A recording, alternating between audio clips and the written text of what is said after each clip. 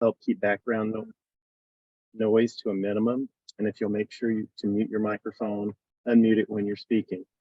Submit all questions in the chat window. All presenters will have a moment for questions and answers toward the end of the presentation. And also, today we have with us Dr. Sarah Bowie, who is a personalized learning coach with the South Carolina Department of Education, Office of Personalized Learning. She works with schools and districts in the upstate region. With 20 years of experience in public education, Dr. Bowie has served in schools as an adult, as an early childhood educator, reading recovery teacher, instructional coach, and literacy specialist. And she has extensive experience with personalized learning, literacy intervention, and curriculum and standards alignment. Her belief that the current educational system was designed in a different era with different structures for a different society drives her support for a new system that serves the needs of all learners today. Welcome, Dr. Bowie and your co-presenters. Thank you. We're so excited to be here with you today. From our office, we also have Heather Bross and Kristen Logan, who are going to co-present today. So thank you for that. And we're really excited to be here with y'all today. So I'm going to start by sharing my screen and talking about empowering learners. We really want to focus on the question of how can a community build a culture that empowers students to own their learning. So in this session, we're going to do a quick mini lesson that supports you in a self-assessment. Where do you feel that you are using our competencies? And then that's going to inform later on your choice of some exploration of resources. And then at the end, we're going to look at some potential steps that you could take next in your context. So first, it's always good to get a baseline. So in the chat, could you say, what does advocacy mean to you?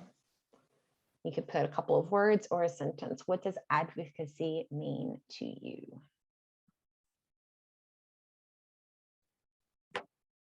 And if one of my co-presenters could maybe help me with, oh, screen is not in present mode. Should be. See, looks like it on my side.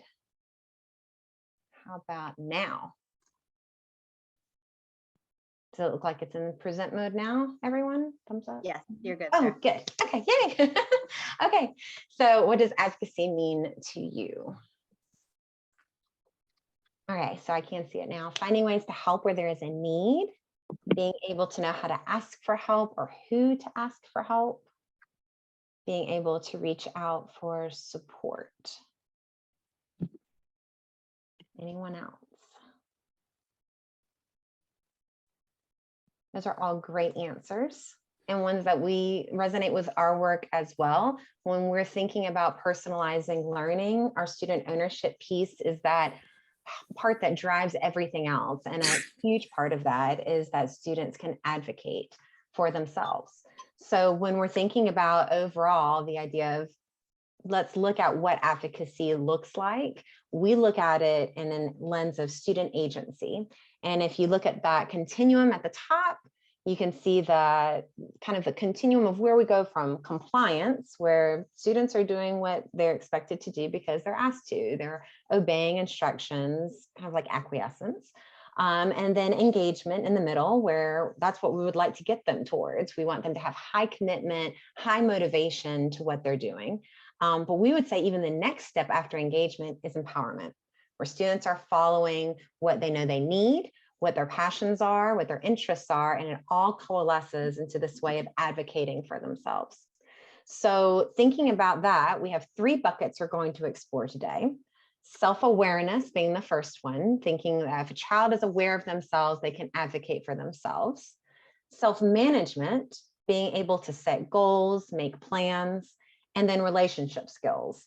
If I'm struggling, can I identify people who can support me, a support team, or whether it's a couple of individuals? So those are the 3 things we're going to look at today. So as parents and caregivers and educators, whatever hat we're wearing, we want to provide the skills children need for life and for work. And for us in our office, what drives that is the profile of the South Carolina graduate. that has world-class knowledge, world-class skills, and those life and career characteristics. So when we're looking at this, our office was created to say, okay, we know that we address world-class knowledge really well as a state. We have standards, support documents, all of these things that support the knowledge. But what about the world-class skills? What about the life and career characteristics? Are we attending to those in the same amount of support as we do world-class knowledge? And if so, how are we teaching those? How are we measuring those? And so Kristen is going to take you into the next part of this that will show how exactly we do that. Thanks, Sarah. So as Sarah mentioned, the how was sometimes a mystery for a little while when it came to the profile of the South Carolina graduate. How do we help those kids develop the skills and life and career characteristics? And the how for us is our competencies. And so you'll see on the right-hand side, we have 12 competencies listed there, such as read critically, express ideas, use sources, and so on.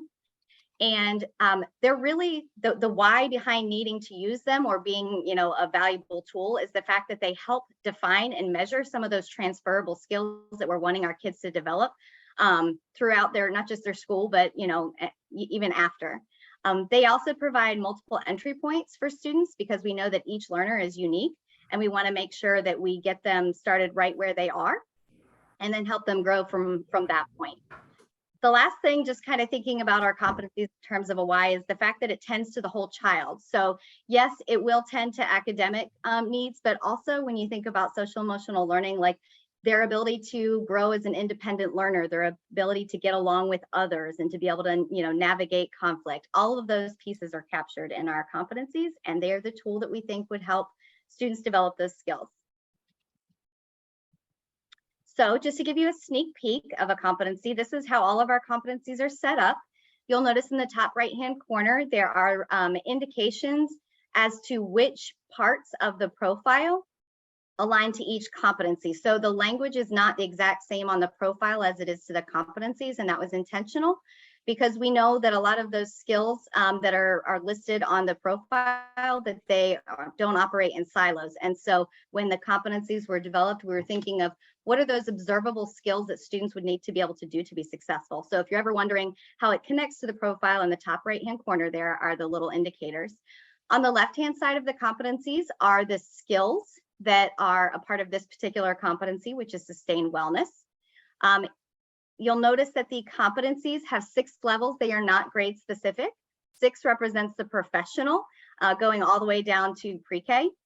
And so we know that students can operate regardless of grade level, can be all over the spectrum. And so that's why we chose to not have it be grade specific. The other piece is that the bold text on the competencies indicate an introduction to a new skill, a new level of rigor. The last thing I might point out is the fact that it's student-facing language. So that way students can get familiar with it themselves. For some of our younger ones and possibly older ones, they might need some support unpacking them. But this is the general setup of a competency. So now when it comes to advocating for yourself, we have a particular competency called sustained wellness. And the skill is advocate for myself. And you might be wondering, well, how will these competencies help my child or help myself? And when it comes to advocating for myself, one way that they can be helpful is by being used as a self-assessment tool. And so you'll notice that each level is an opportunity for me to take a look and see what is it that I can actually do. And so I'm going to model for you like maybe how somebody might use this as a self-assessment tool. The one thing I will say that's super important is that you need to have evidence of this. And obviously I don't have a piece of paper in front of me that's evidence, but I can think about life experiences to see if in fact I am able to do those things and not just say that I can. So when I look at level 1, it says when I need something, I can nicely ask someone for help. So I know I have evidence of that because when I go to the grocery store, I'm a little bit short. And so I ask someone for help in reaching something on the shelf. I have evidence of that. So then I look at level 2 and I see the statement that says I can make friends who make me feel happy. Well, I was just with a friend this weekend and that person makes me feel happy. I know when I'm around them, I'm joyful. The second statement is not bolded. I know that I can already do that. So I don't need to necessarily pay close attention to that because I already have evidence of that. The last statement in level 2 where it says, if someone says or does something to hurt me, I can step away. And I think about maybe potentially, although my sister and I are close, if she says something that's hurtful, I know that maybe I need to back away from that, conversation for a while, reflect on it, maybe talk to my mom and reflect about the conversation to figure out how to move forward. So I have evidence for all of level 2. When I look at level 3, I definitely can seek out and make friends with people who make me happy. And you'll notice a trend. I'm looking through the levels. If I fast forward to level 5, and I see the statement that says, and I wouldn't normally fast forward, but for the sake of time, if I look at level 5 and it says, I can regularly reflect on and evaluate my relationships, and I can make needed changes to help me stay in a more positive environment. I know I can do that. But the question is, do I have evidence that I actually currently do that? And the answer is no, not at this point. I'm not doing that actively. I definitely do what level 4 says. I can notice it when there's something that's bothering me in terms of a relationship, but I'm not necessarily regularly evaluating it. And because of that, we have a whole enchilada rule that says if I cannot say that I have evidence in an entire level, then that means my competence level is a level 4, because when I look at a level 5, I'm kind of a not yet. I'm not there yet. I don't have evidence, and that is perfectly fine. And so this tool can help me figure out where I am in terms of a learner, even as an adult learner. And so that's just a quick model of what a tool can be used as far as self-assessment. And so we are going to give you a chance to practice some self-assessing of your own. So what we're going to ask you to do, similar to how I just modeled, if you want to use this, I had a sticky note in front of me. You can take 5 minutes and take a peek at this advocate for myself continuum and see where you are. What evidence do you have in your life? And not just that you can do it, and see if you can write down where you are and kind of maybe where it breaks down, where your next steps are. Because for me, it sounds like my next steps are in level 5. I could be working on that particular I can statement at the top. If you have any questions about the process, please feel free to put them in the chat. Well, we'll go ahead and give you 5 minutes to do your self-assessment, and then we'll circle back to see what that process felt like.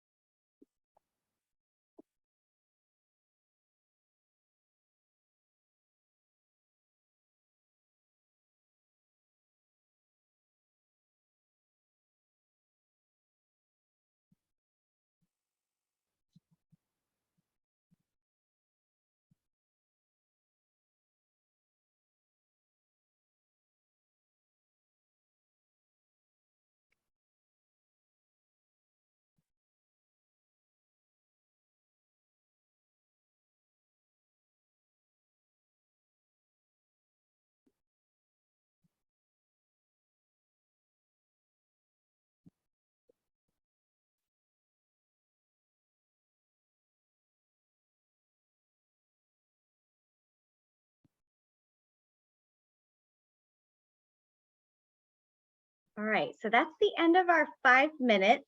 Hopefully that was enough time to at least get a taste of what it was like to self-assess.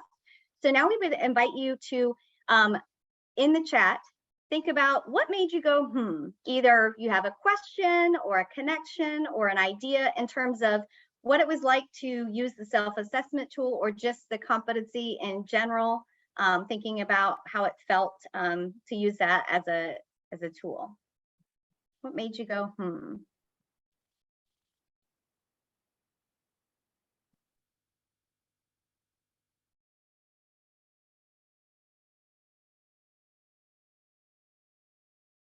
Ooh, great question, Sarah Gams. Do I need to be at a level 6? Well, most of us are not professionals at everything in life. And so it's highly unlikely that we are all going to be at a level 6, even as an adult. And as you saw in my model, that was a true sense. I'm probably at a level 5 because there are lots of things I could do. But there may also be things I actually don't have the skills. So that's a really good question, Sarah Gams. No, you do not have to be at a level 6. You can be wherever you are. And the important thing about that when it comes to ourselves as learners or our kids as learners is letting them know that it's okay to be exactly where you are so that we can figure out what our next steps are. So if we're at a level 3, wonderful. What's our next step? How can we build on our strengths? What else made you go, Ooh, great question, Pamela. Once you reach level 6, do you ever revert to one of the previous levels when we reassess? I have heard people talking about how depending on the context or the situation that you're in, sometimes your skills can strengthen or not necessarily weaken, but like you said, revert a little bit because maybe you're not as comfortable in a particular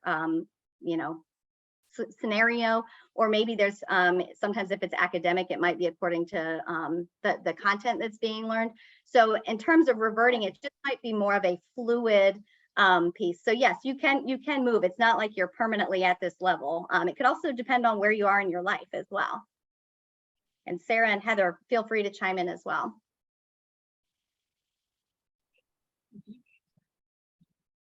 Well, every school should be doing that every year. You're right. That's one of those things that my experience has been that that's happened in different ways over the years in District 5. Allison?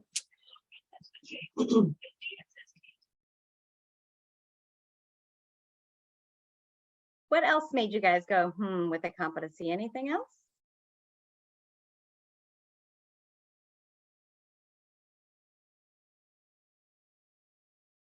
Yeah, Sarah Gams, there's lots of different methods you can use in your class to help students practice these skills. So it's one thing to be aware of where they are in their learning, but then you can, unpack some of those I can statements. You could, if you have a small group of students who are at a specific level, you can, if you're an educator, you can pull them aside. If you're working with your own child, you can use that continuum and talk to them about like what they're experiencing at that time, why they think they are at that level, and be able to use lots of different methods to help them practice, kind of pinpoint what's working and what's not working and move on from there. And that safe environment is super important. Go ahead, Heather, sorry. No, that's okay. I just think that's what makes the competencies so versatile to use, because it's these transferable skills. So, whether it's at school or at home, we know our kids can use these skills back in either place, and it makes it, such an important life skill to have, to just know where you are as a learner, where you are as a person, where you are as a human. That skill is never going to go away. Yeah. And I think about as a parent, there have been a couple times where, because I have competencies on my brain, when I see one of my kids struggling with something, I kind of think, I wonder if I should pull this competency out and talk to them about it, just because as parents, we notice things, or caregivers, and just so thinking about trying to help them build their skills. And what's nice about these competencies, as an educator and as a parent, I don't have to maybe think about like, well, what should I do with that? What should I do for them or with them? These competencies can kind of be a guide, like, oh, if they have this part of the skill, maybe we could work on this other part here. So it's also a guide to help you kind of plan and have conversations with kids. Awesome. Well, if there's anything else, please drop it in the chat. I know Heather is going to take over at this point and transition us to the next part. Yeah, thanks, Kristen. So as we were talking about, self-assessing and self-awareness, this is where this fits in with our office. Our approach to learning is this framework, which is called the South Carolina Framework for Personalized Competency-Based Learning. And the main core of this framework is student ownership. And you'll notice a lot of the words that Sarah and Kristen have mentioned throughout the slide deck this morning have fit right into this nicely poised description of what student ownership is. Student ownership supports self-directed, empowered learners. We want actively engaged learners who are driving their own success. And again, that self-awareness and self-assessment piece are huge in that. Also offering a culture of trust and transparency, which these work and life skills, these competencies provide a huge piece of transparency. What does this look like, sound like, feel like? And this helps our students so that they can explain what they're learning, why they're learning it, and how they're going to demonstrate their learning. And this happens obviously through collaboration, progress monitoring, goal setting. All of these things are ongoing. We say that to say student ownership is at the core of our framework. This is the lens that we're looking through all of the time in the methods and the practices. And it is our approach to teaching and learning. So you'll notice the other components inside here. We have competency-based learning, which Kristen has talked about this afternoon, sorry. And we have learner profiles, and you'll notice learner profiles. This is really a place where we're going to talk about in a few minutes. There's different ways we help our students build learner profiles, and part of that is building self-awareness and self-assessment. And then we also have flexible learning environments and learning pathways. This is our approach to teaching and learning. This is how we hope to meet the needs of each learner every day. And this is the lens that we work through our office. Everything we develop comes through this framework. And you'll notice that obviously competency-based learning is inside of that as well. So to show you what that looks like a little bit more and to let you engage into this, what this might look like, I am going to drop a link here in a second to the slide deck that's going to allow you to choose which breakout room you would like to get into to really dig into this a little bit further. In the breakouts, you're going to see slides, that are going to have different images around self-awareness and what that looks like, self-management, what that looks like, relationship skills, what that might look like.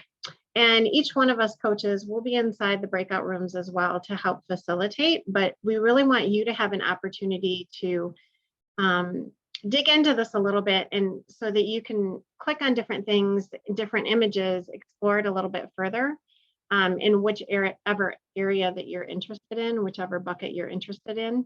And so you can see what's going on in the field and what's happening out there where our educators are promoting self-awareness and advocacy, self-management again, and relationship skills. So I am going to drop the slide deck, and you'll have an opportunity to scan slides 14 through 19 and then select which bucket that you are interested in exploring further. And you'll have about 15 minutes, we're hoping, to explore this. And like I said, one of us coaches will be inside the breakout rooms as well. When you're in there, if you can think about how could you use the sustained wellness, the self-advocacy competency in your work, and how could you best utilize these best practice research-based classroom strategies to support children, caregivers, and families. And we'll call you back in about 15 minutes. So we'll let you scan the slides real quick and then decide which bucket you would like to select.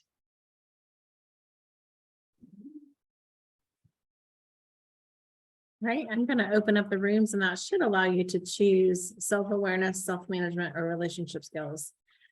Should allow you to choose which room to go to. If you have trouble with that, just let me know.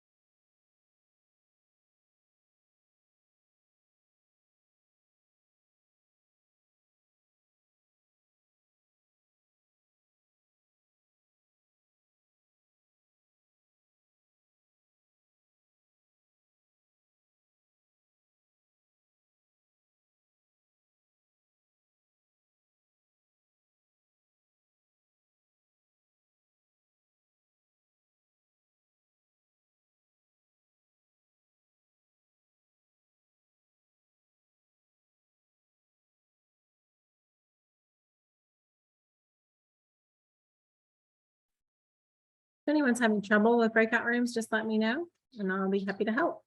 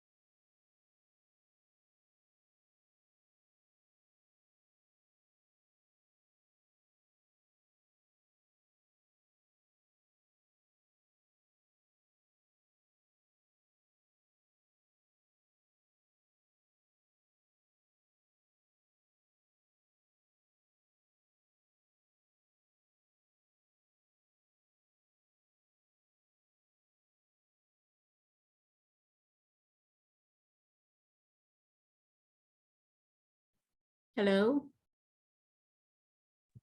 Yes. I am not in a breakout room and I don't know how to get into it. Okay, down at the bottom, do you see like on your toolbar where you can like mute and unmute? Do you see where it says breakout rooms?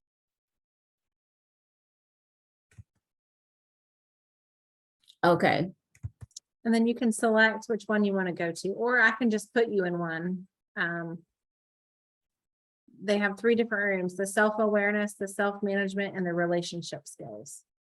Whatever the second one was on the, Okay, I believe that's it? self-management. So I'll put you in that room. okay. Okay.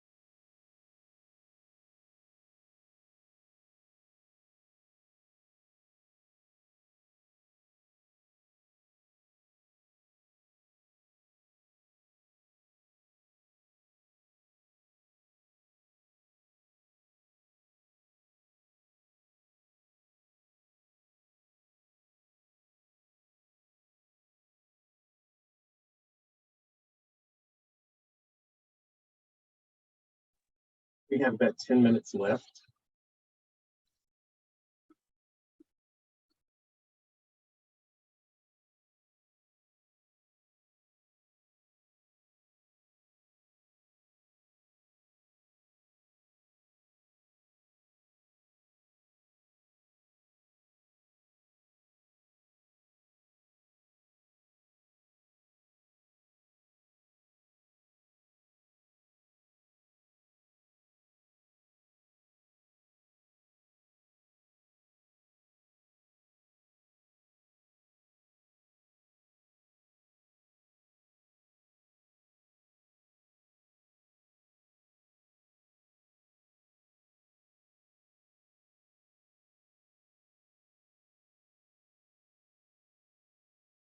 Hi, Bridget.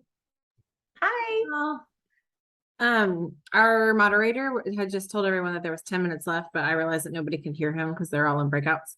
And then there's supposed to be 5 minutes per question. So really 5 minutes left. So I don't know. Yeah. If you need to give a 1 minute warning or.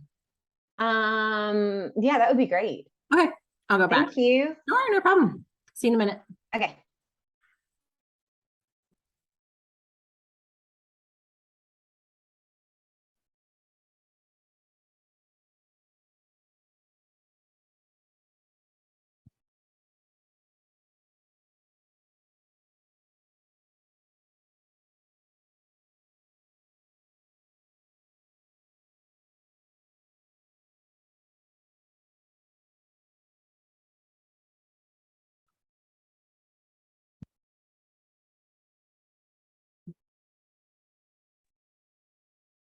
Bridget, were you able to go in all the rooms? Or do No, I need? just sent a 1 minute reminder and I'm going to bring them all back in. Okay, perfect. Yeah. You may want to bring them in. I know that 5 minutes of the session, the last 5 minutes were for questions. So I don't know if you want to bring them back a little sooner or not. Okay.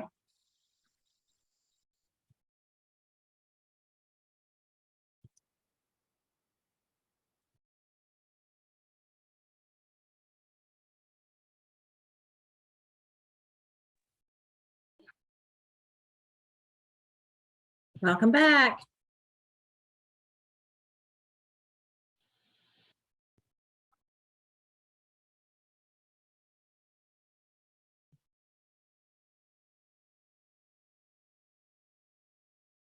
All right. Looks like we're still popping back in.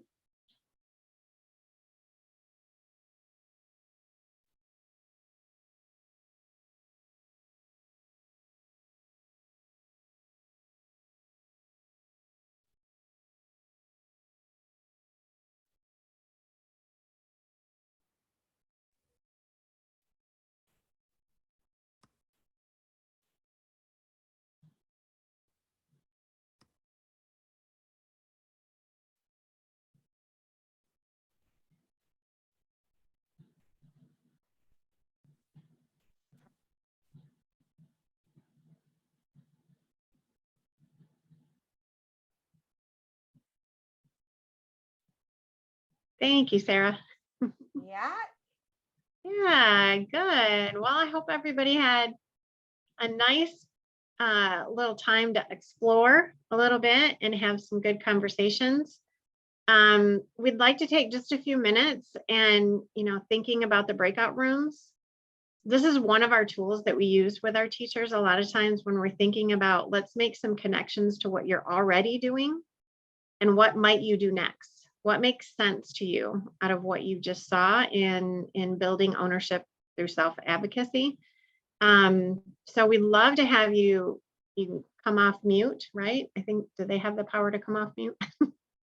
Or add to the chat. But in addition to, like, what are you already doing that maybe if you look at a shift, how could you offer more self-advocacy and ownership with our kids? Or instead of doing this, what if I did this?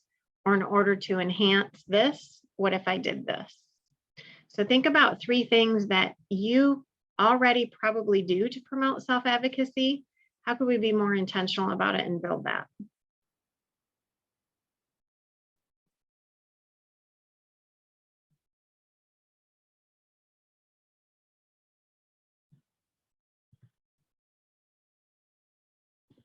You can add it to the chat. Or something just really stood out to you at the breakout rooms, an image that you saw, a tool or a strategy that you've enjoyed. We'd love to hear.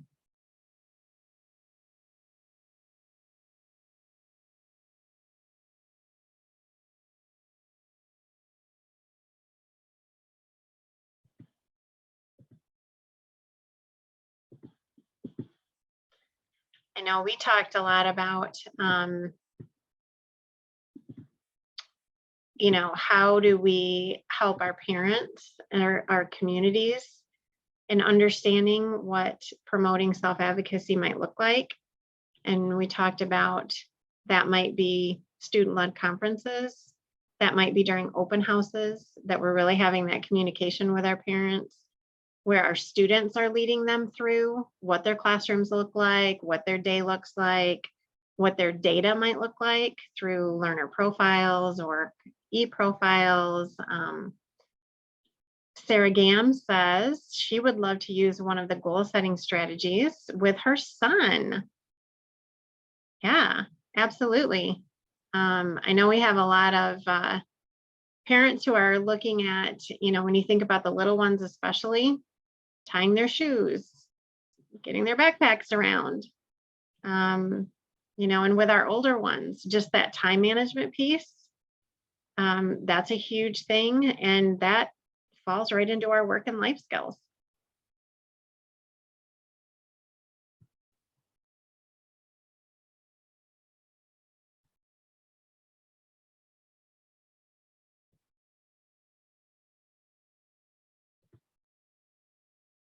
Okay. All right, well, you can keep adding to the chat if you'd like to. And what we'd like to do next, thanks, Sarah, is just talk a little bit about what might be next. If you are, you know, an educator, or you're part of the educational community, whether it's working with parents, whether it's working with teachers in classrooms or leaders, many times our educators are asking, how do I get my kids more engaged? How do we help them become more motivated? How do we work towards those work and life skills? And so we have several different ways for them to enter this work. The great thing about being a framework is you can enter where it connects with you, where it makes sense for you and what you're ready for, and then you build it as you go. And so there's no manuals or no like set programs that you need to have, but there's a lot of supports out there for you. And so this page that you're looking at talks about those supports that are there. Regional coaching model is really important to us. So Sarah and Kristen and myself, we are throughout the state, and there's also, we've got a picture that's going to come down in the next couple slides here that's going to show the other coaches that are available as well. But all of us have, there we are, Sarah, Kristen, and myself. I'm in the Low Country, Sarah's in the Upstate, Kristen's in the Midlands, Nadine Grow is over in the PD region, and Keri is over in the Savannah River region. So with each of us having our own, just a point of contact in each one of those regions, it really helps us to be able to know what's going on with our schools, with our educators, and be able to support them in the best way that makes sense for them.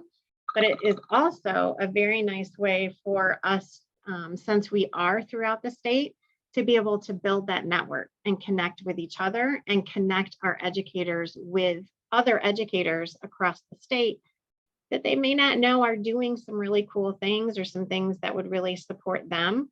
And, you know, there's many times where we are saying, you know, getting a hold of each other to say, hey, I've got a school that's doing this or that needs this. I'd like to share this, or do you have somebody who knows something about this? And if we can go back to the other slide too, Sarah, that has our offerings in it. So that one, in talking about that, the different connections that we have, there's different professional development offerings for teachers, for educators. You can earn renewal credit with us. So there's lots of different supports, lots of different spaces to start. One thing we always try to encourage people to start with too is just hashtag personalize SC.